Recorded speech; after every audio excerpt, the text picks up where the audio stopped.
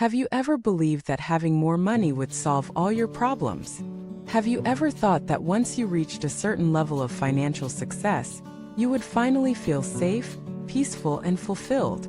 Welcome back to the channel, where we explore the truths most people ignore and rediscover what it really means to live a meaningful life. Today, we're going to break down one of the biggest illusions of our modern world, the idea that money equals happiness.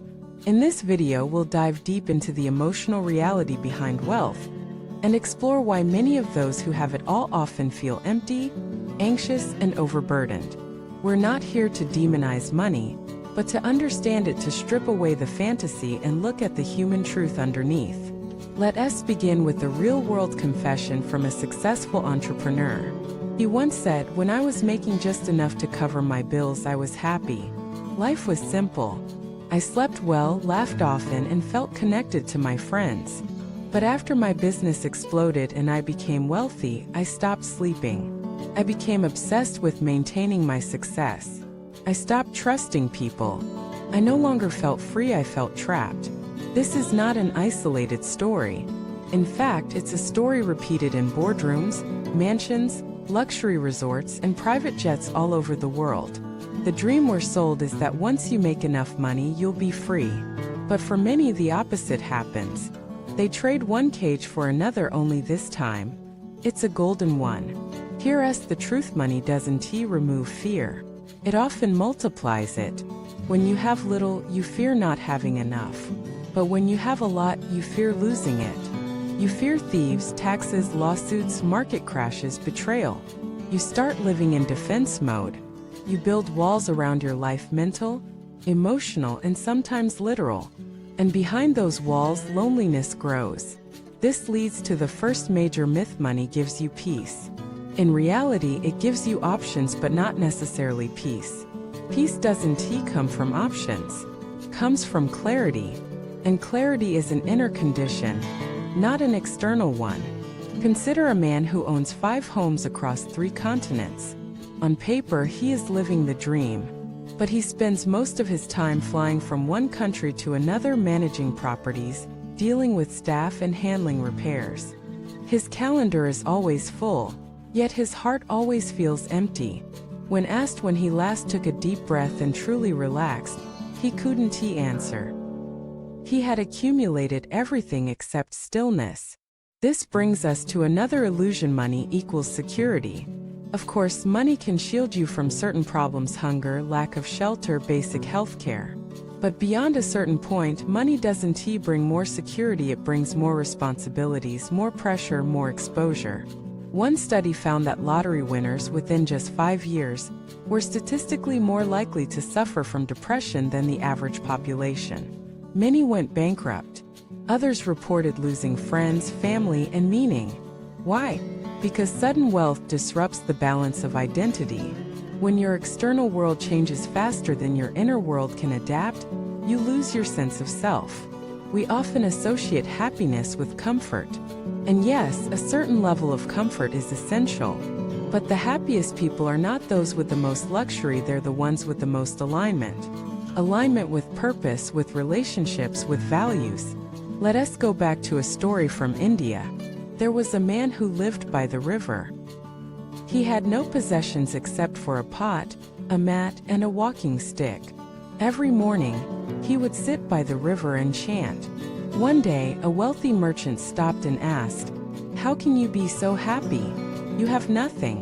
The man smiled and said, "That's why I'm happy. I carry nothing but peace." This might seem like romanticized poverty, but it's not about rejecting wealth. It's about understanding its limits. There's nothing wrong with money. It's a tool. But when you mistake a tool for a destination, you get lost. A knife can cook a meal or take a life, it depends on how it's used. Money is the same. It can liberate or enslave. Think about the modern corporate world. The highest paid executives often suffer the highest rates of burnout. They work 12-hour days, skip family dinners, and take vacations they never really enjoy because their minds never stop working. Their phones buzz at midnight. Their inboxes overflow. Their status is envied, but their hearts are heavy. Contrast this with a schoolteacher who walks to work each morning, teaches with passion, and returns home to a modest apartment filled with books, laughter, and the smell of fresh soup. She may never appear on a magazine cover, but she sleeps well. She loves her job. She feels rooted. Who's richer? Modern psychology calls this the hedonic treadmill. It means that no matter how much you get, you adjust and then want more. You get the car, then you want the newer one. You get the house, then the bigger one. You make $1 million, then 10. But the finish line keeps moving. And you're always running but never arriving. That's the sickness of our age, not lack of money, but addiction to desire. There's a Buddhist teaching that says, desire is a bottomless pit. The more you feed it, the hungrier it gets. You don't escape it by satisfying it. You escape it by stepping away from it. A wise monk once said, the richest man is not the one who has the most, but the one who needs the least. This doesn't mean we must live like monks. It means we must examine what truly brings fulfillment.